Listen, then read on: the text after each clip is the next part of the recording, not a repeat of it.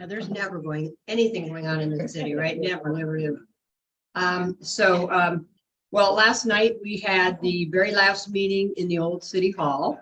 And so be sure and catch the meeting, stream it or whatever, because we did like those little glow things at the end of the meeting. And if people didn't realize what was going on, I'm sure they would think we were insane. But so we tried to party a little bit, got a couple pictures. But so the couple things that were last night I wanted to mention, though, that I thought were significant was that we again recognized the Senior Hall of Fame winners this year, who the Committee on Aging names. And it was Jackie Nigro and Frank and Gina Masato, who many of you, I have no doubt, know. They've been very big contributors to the City of Dunedin, and they are at now a long list of individuals who've been named to that since 1999. And if you look at those names, and all you have to do is go in the health center, and there's the plaques all down the hallway, and they are just a great, great contributors to this city. So if you see Frank and Gina and you see Jackie, be sure and thank them and congratulate them. The other thing we did, and I just wanted to mention this for the sheriff's group,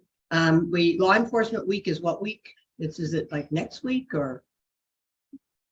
This week. This week. Okay, this week. So maybe we can give them a hand for great law enforcement.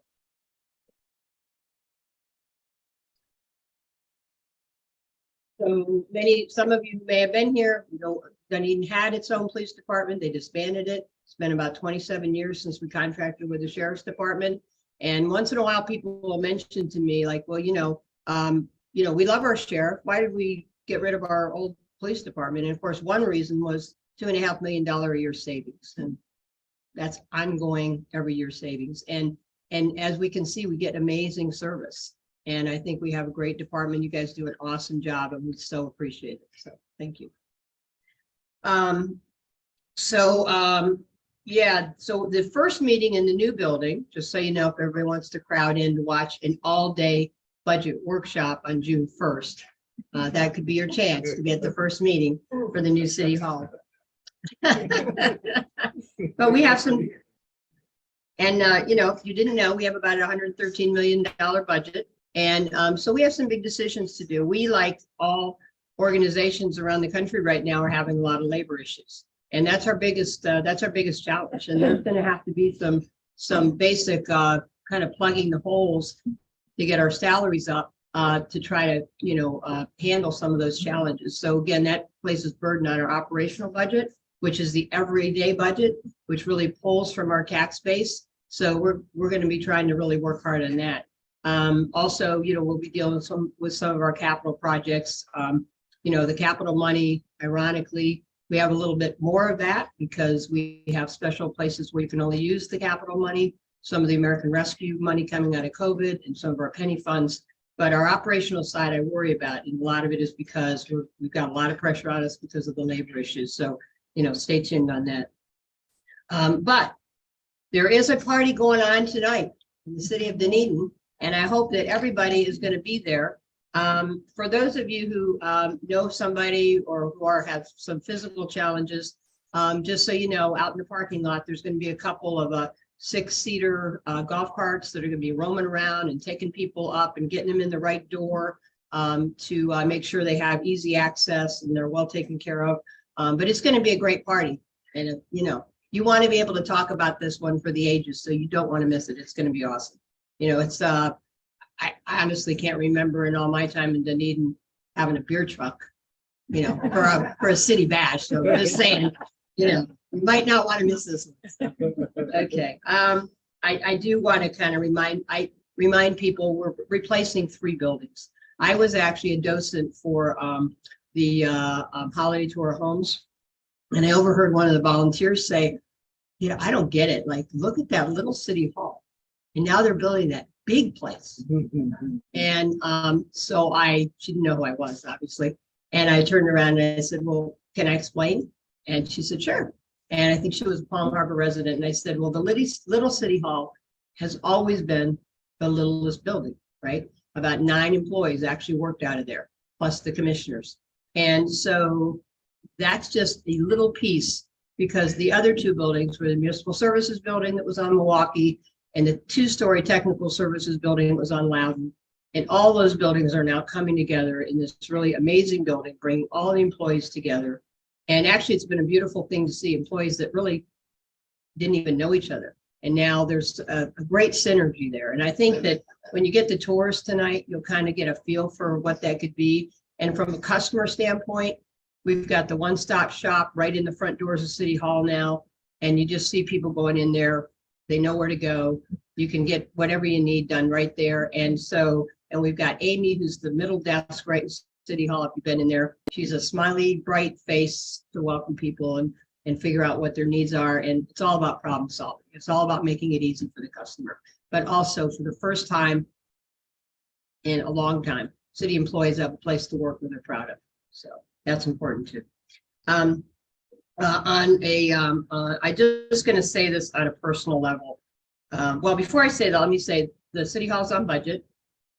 And Joko Kalakis, he doesn't know I'm going to say this, but I'm going to say it anyway. He's obviously does all kind of construction projects everywhere. And he said, the city really did this right. And the city was smart because of how they timed it, because with COVID and coming out of COVID, it's obviously, we know it's not going to get better for a long time about costs and construction. So we were able to get it in at that pricing, and who knows how much more it might have been. Some people say a third more price cost, maybe a half, but it would have been a lot more. So the timing was right. And also he said the way you guys did your construction contract, of which I take no credit, that's a staff driven thing. Basically you controlled the cost, and that's why you were able to bring it on budget. And it's hard to do that now because the supply costs are so out of control. So I just wanted to kind of brag that up for our city. I think it's important that you know that. And I'm going to finish by saying, it's on a personal note, I came to Dunedin out of college from Ohio, and I started in that little City Hall building. I was so homesick in that little City Hall building. It's Bob Ironsmith and I were talking about how those buildings, we lived a lot of our lives in these buildings. So it's a bigger thing, right? And anybody who's been around, I'm sure you have your own experiences, but I remember where I was in Municipal Services Building when the shuttle disaster happened. I was in the second floor of Technical Services Building when the Oklahoma bombing happened. I was in City Hall in my office next to the city manager's office when 9/11 happened, and actually went into the city manager's office, John Lawrence, to watch the second plane hit, saw the second plane hit. Bob and I were talking about, we got calls about our parents. Like I got the call just before a public relations advisory committee about the death of my father. Bob got calls about his parents, one to death, one very sick, whose dad survived. But I mean, there's a life, and our employees have those kind of stories. And some employees never thought they'd actually have a great place to work because the buildings were crap for a long time. They really were. I mean, I could say the other word, but I won't. But they were. And I'll just finish with, I always said, like, if citizens could have seen over the years, the number of times that walls were moved and doors were moved and things were rebuilt because it was always obsolete for so long, they would have said, wow, like, look at the money you wasted. And now we've got this amazing building. We've got a synergy, I think, in customer service for our citizens and a great synergy for our employees. So thank you for being the great citizens and supporting some of these efforts. But there's a party going on tonight. Don't miss it.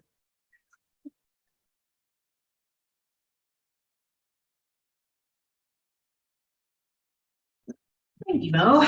And right now, I'm going to go ahead and invite up here Reverend David Sheeler from First Presbyterian Church to do our spotlight.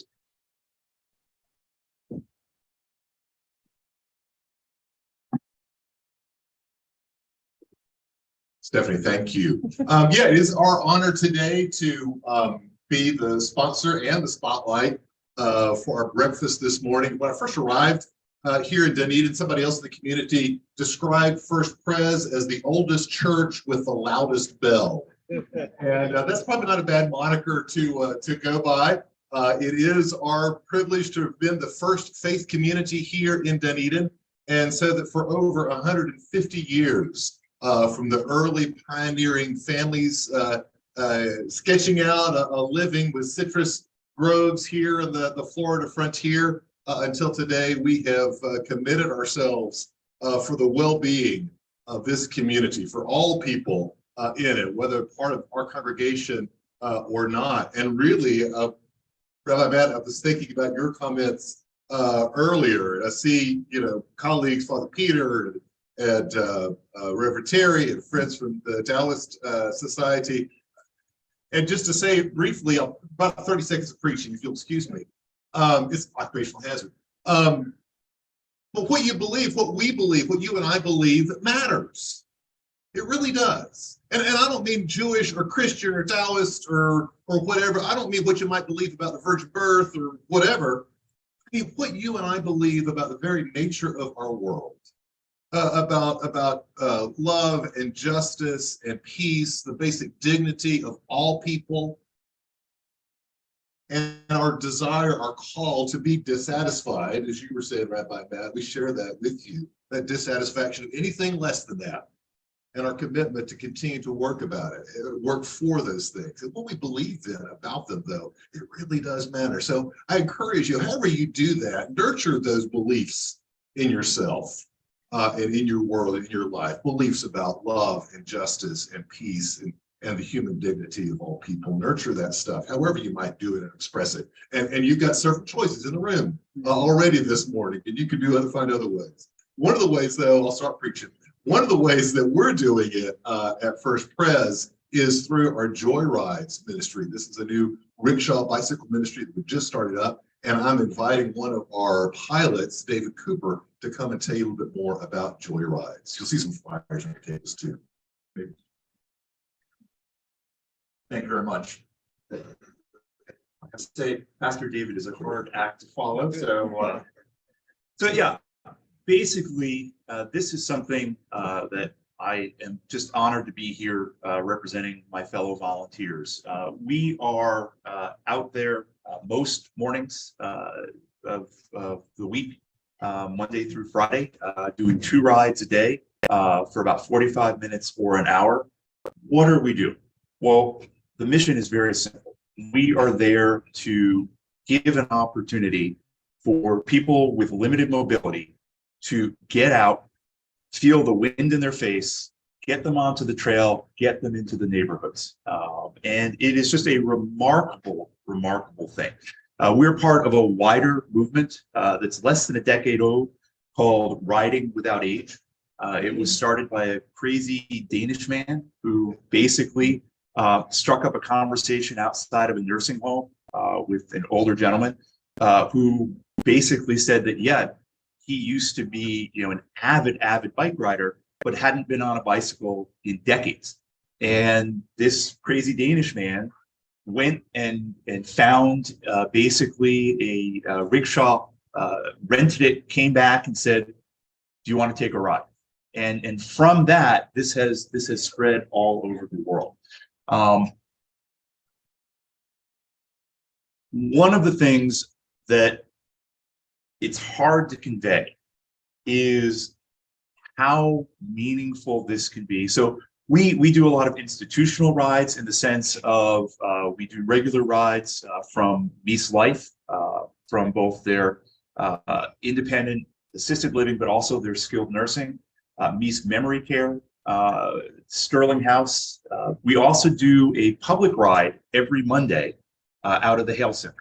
And so that's something where if you have friends, family, neighbors, or anyone who has limited mobility, call up the Hale Center, sign up, and we'll take them out there. Our rickshaws, you can see a little picture on our brochure. These are amazing machines imported from the Netherlands, actually. And we've got 2 of these rickshaws, each of which holds 2 passengers. And then our newest rickshaw this month, we've just debuted it, is one that can be used with a wheelchair. And so we have now expanded what we're doing because we have now passengers who were unable even to be transferred from their wheelchair into the rickshaw. They were just too fragile, too infirm. We're taking those folks out now. And I have to say, I did my first wheelchair ride last Friday. from skilled nursing at Beast, and it was inspirational. We had our first passenger, Bob. Basically, it was the same story as the Danish man. He essentially said, my wife and I retired early and moved to Dunedin 40 years ago. And one of the big reasons was we loved biking.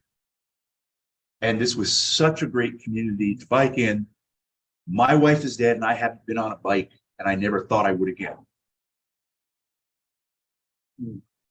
We had our second wheelchair passenger. We were told now she's sort of deaf, doesn't speak much, and this is basically her first time off campus other than for medical appointments in years. So take her out, but don't be alarmed. She's not going to say anything. She's probably not going to interact with you. Whenever we go out with the wheelchair, we have a staff member who rides along in a rickshaw to make sure everything's fine. Well, I can tell you, we didn't just take her out. We talked to her, and by the end of that ride, she was chatting away. The staff member couldn't believe it.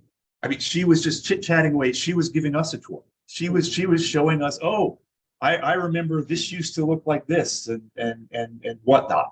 An amazing experience. So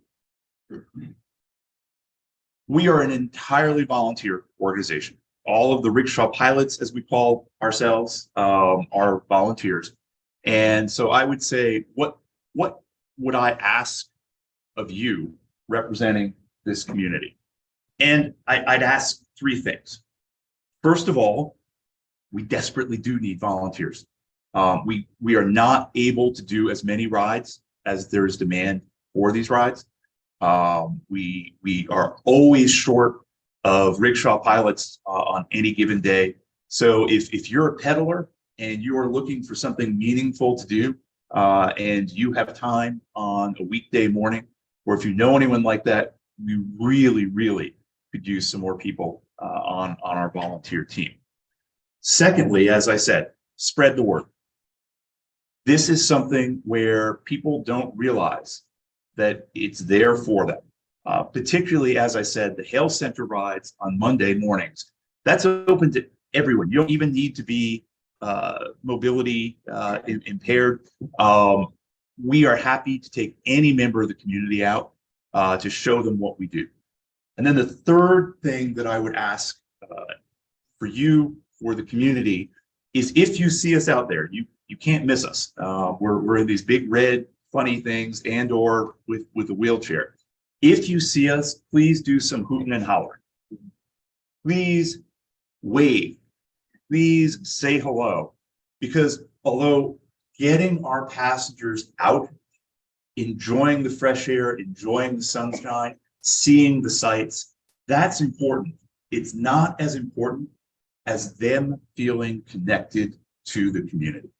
And I can tell you the greatest joys our passengers have is when people wave to them, say hello, tell them to have a great joy ride. It means so much. So that really sounds like a little thing, but look for us and say hello when you see us. I have a question. I know you volunteers. What fit do you have to be to operate? So the answer to that is you can be a little fit, but not as fit as you would think. They're actually electronic assist. So it doesn't require a lot of work. That said, if we have two heavy passengers and we're going to Beast Life, as everyone knows, that's kind of a fairly long uphill. That electronic assist is pretty necessary. So you do need a basic level of fitness, but it is not, believe me, we are not, athletes out there. It does not take as much fitness as you would think with the e-assist. Okay. And even if you're not comfortable riding the rickshaws at first, I should say, we have a whole training program. It's pretty easy to pick it up. Okay, thank you. Thank you very much.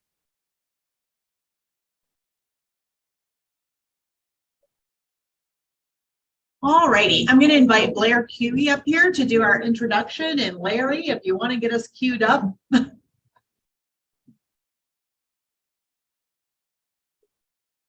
Hi, just want to take 1 minute. I've known Bob Ironsmith now for about 5 years, and it's been a real pleasure getting to know him through the museum and the facade grant and everything they've done to help out. And then Trevor Davis is the special projects coordinator. Jean Marie Garner is their administrative coordinator, and just what a fabulous group. And I don't want to do any more than that because the PowerPoint, you could go on for 2 hours, and I know we only have an hour and a half more. So with that, Bob, thank you so much for everything you've done. Now, we're gonna move through this quickly, but anyway, Bob Ironsmith, Director of Economic Development Housing. I started in the city quite a few years ago, so it's nice. You know, I was telling some others that with the COVID, kind of got disconnected. So it's nice to get here in front of you all and kind of renew relationships, make new friends, talk a little bit about what the city is doing. It's certainly hard to follow. We had the Reverend, we had a commissioner, we had the rabbi. So let me share with you a little bit about Joyrides, which is inspirational. Obviously, I do economic development. I do redevelopment downtown. I got a small team, but a very, very good team. And what I want to do and share with you today is a little bit of a status update, kind of what's happening under the hood for economic development. Obviously, I got 3 bosses here, maybe 4 bosses here. So it's some of this before, not all that is here, but gives you a good idea of what we're working on. So we're going to go through this PowerPoint. It might be a little bit quick, but you certainly can ask me some questions afterward if there's something you want to know a little bit more. But that's just a shot of our team. Does this work? What did I do the right thing? Let's see. There we go. One of the things I want to share with you is economic development. It's a different day.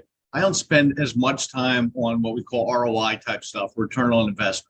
I spend more time on how do we build a sense of place. And I think that's what we all appreciate as a community. What things are we doing? What capital projects are increasing walkability or aesthetics or making it safer?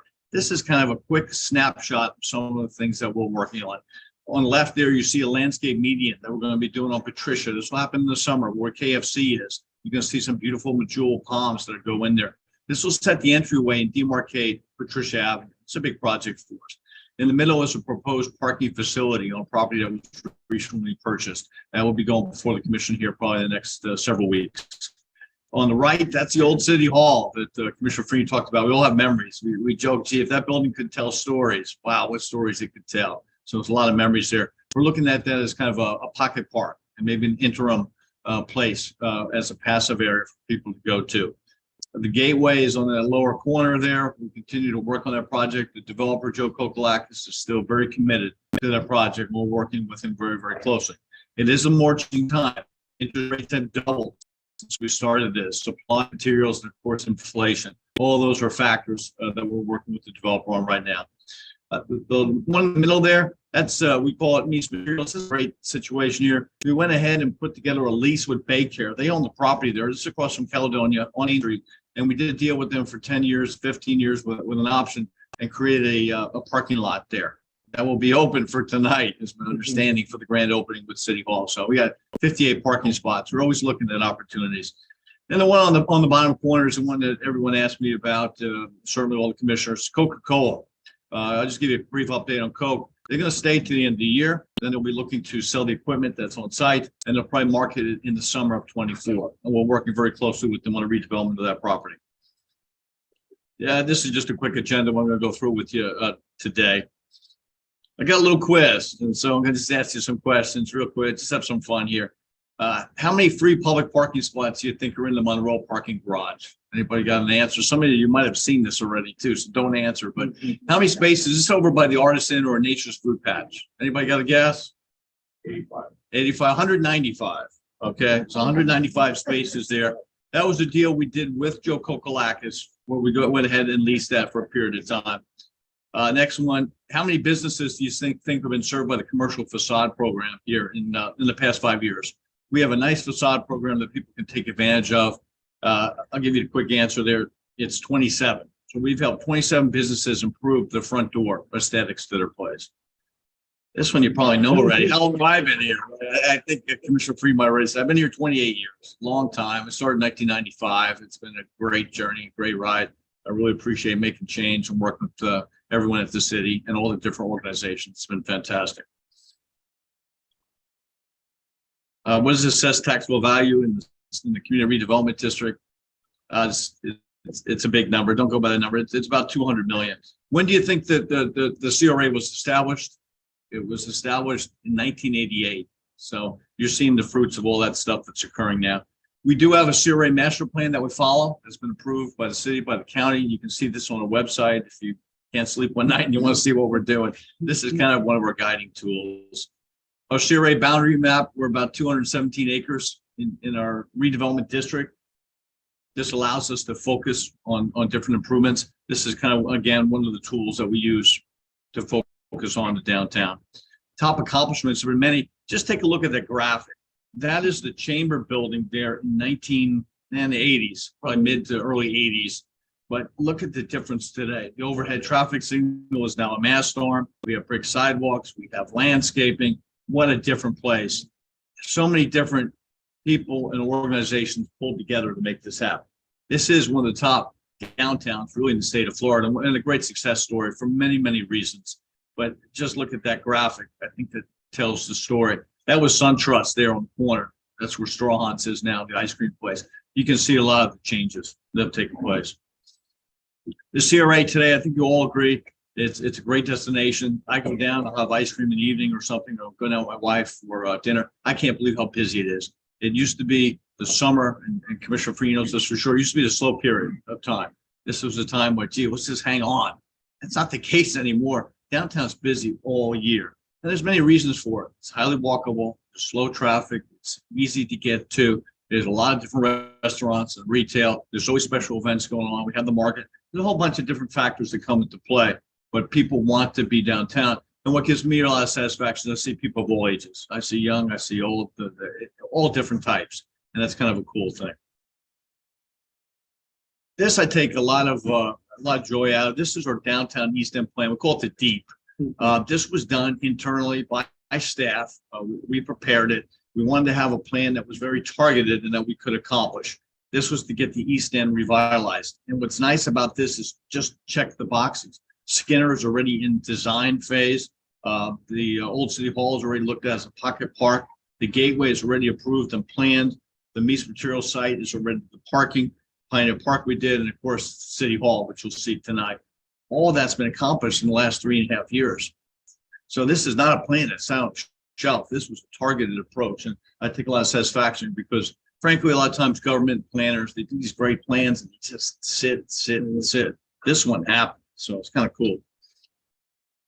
This is a neat project. We're doing some proposed streetscape in front of Costantina's. It goes from the south side there from the trail to Douglas. This will include a wider sidewalk, landscaping. It's going to be a really cool project we want to do in the summer during the non-peak season. So you'll see that one go. We do go to the commission on June 6th for bid award. I just mentioned this. This is the Mies Materials parking lot. It just shows a graphic. We got about 58 parking spots, which we're bringing into the fold for the East End. The gateway, as I mentioned, we've been talking with Joe Kokolakis. He's still very committed to the project. It still has the right mix, boutique hotel, apartments, retail, event space. It's just he's dealing with higher interest rates, supply of materials, and just in general, the inflation aspect. Old City Hall, I mentioned to you, this is just a pocket park. We're looking at a passive area, a nice respite, kind of like we have Pioneer Park on a smaller scale, and we're looking to get that in place too. It'll be an interim plan, and then we'll look to get funding here in the next year or two to make that happen. Skinner Boulevard, the biggest project I've worked on. This will be what's called a complete streets. It'll go from Alt 19 to Pass. We're going to go from 4 lanes to 2 lanes. We're going to have some traffic circles and roundabouts in there.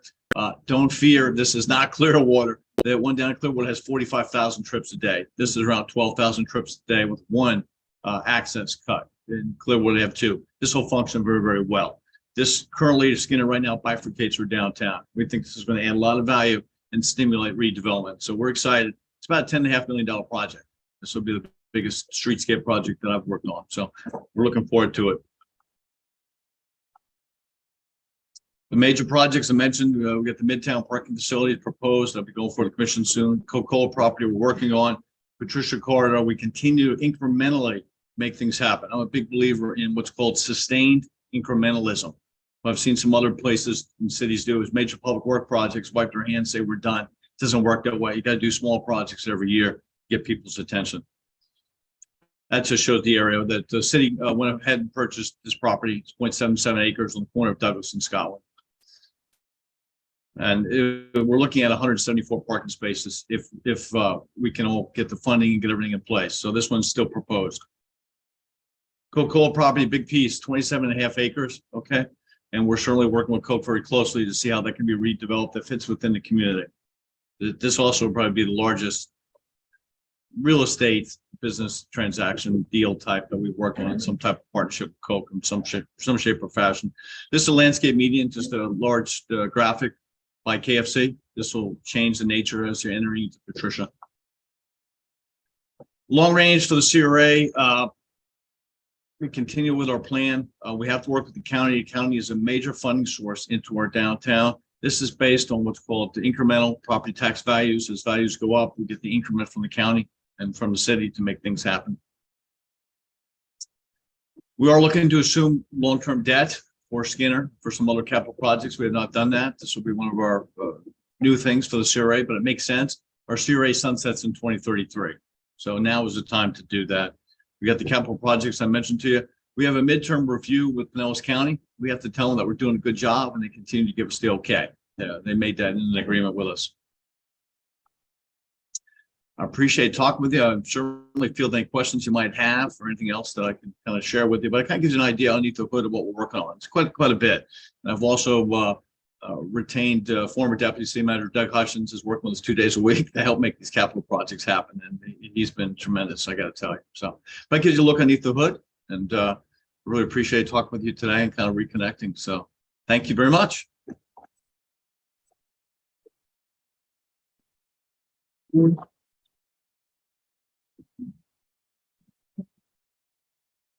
No, you said you were going to let people ask questions. I will. Right,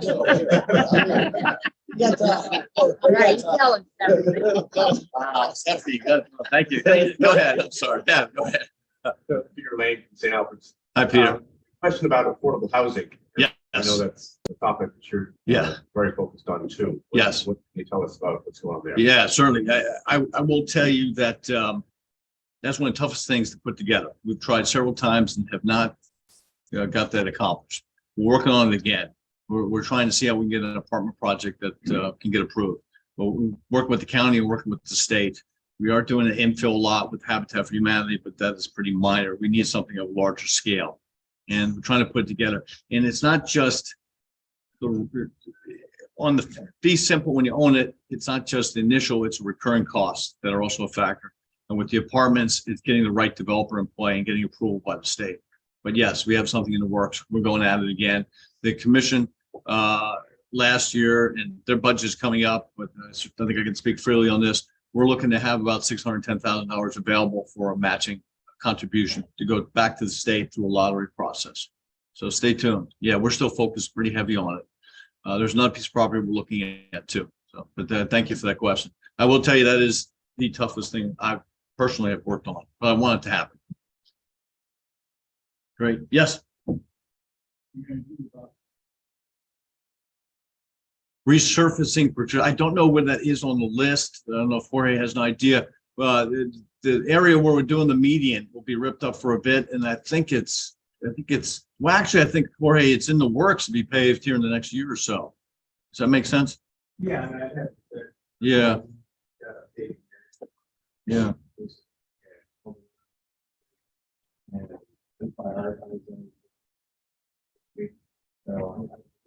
Yes.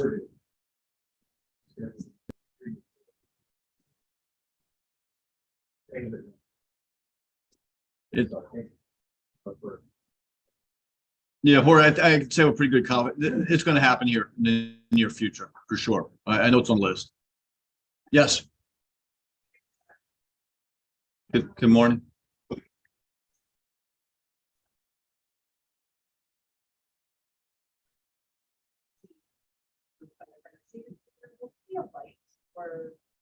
I have a mom who lives over there. Curious what we have for development there. It's already, I know that Curlew and Albertine is already a complex place, and I see people constantly trying to walk across Curlew, and the flashing lights often don't stop. terrifyingly seeing Mhm. Amazon trucks plow through there. And it just, there's so many people walking through the plaza today. And pedestrian wise and traffic, I just am curious what the plan is. Yeah. Yeah, it certainly is a complex area. You're absolutely right. A lot of traffic is very busy. There's a lot of walkers. I really don't know the answer to your question. I know the hotel is proposed. I don't think so, only because it's close for a warrant between some of the other. It's just gonna be an extra crosswalk. Is there gonna be another one there? But not a traffic light crosswalk, and Jorge must. Or it might an activated crosswalk?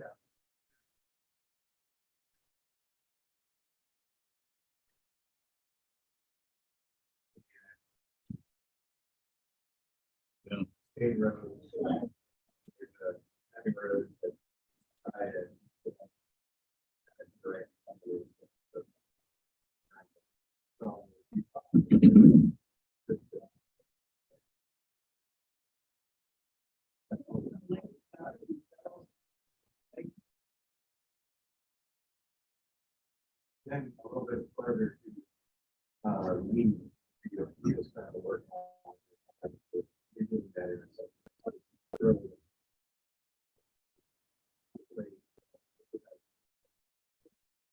Yeah, it's But I understood. know what you're saying, because my brother owns a condo out there, my mom stays there during the season. And that's an area where people, people just go through there after you push the flashers and you have to watch, but it's not a great spot, no matter which one of those crosswalks. And probably the new one's not gonna be any different. You gotta kind of be on alert, so it's just something we're gonna have to pay attention to and monitor, but it's a challenge. Good question. Anybody else? Yes. Yes, Skinner. Mhm. Yes, the two traffic circle roundabouts there, yes. Yeah, this one is very different. I know there's kind of a negative posture because the one in Clearwater is not functioning well. And it's because the trips are too high and the access cuts and the movements. This will function a lot differently. It's going to be slower speeds, but it'll work well. And we think this way with the trail and all for cyclists and for pedestrians and all. And we're looking to get golf cart crossings in there too. It's just going to be a better fit for us than downtown. Yeah. Yes, Reverend. Here I asked, do you have does Cookblocks have an estimated start date? You got to ask me the tough questions. Huh? Oh, I'll go to church, I promise. We are, no, it's a great question, seriously. He's got a lot invested in this project. He's got a couple $1 million. The city's got a lot of time and effort in this. There's no set date right at the moment, but we're working really closely with him. So I'm gonna say stay tuned.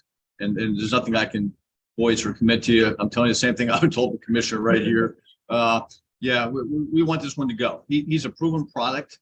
This is a little bit different. If you read the papers, you're seeing Clearwater. They got a project down there somewhere around the Magic Clearwater, and that project is not a go. And they're looking to have some concessions. We're not looking at that type of atmosphere here. We're looking more at a timing type thing. We do see supply of materials starting to come down a little bit. We do expect, and Jim Ray is right here. We're hoping interest rates will come down a little bit as we taper down through the year. So stay tuned. We want this to happen. And believe me, and Commissioner Freeney knows this, but I worked on this since 2004 when we negotiated the purchase of it. So I have a lot of emotional investment in this one too. So thank you for that question.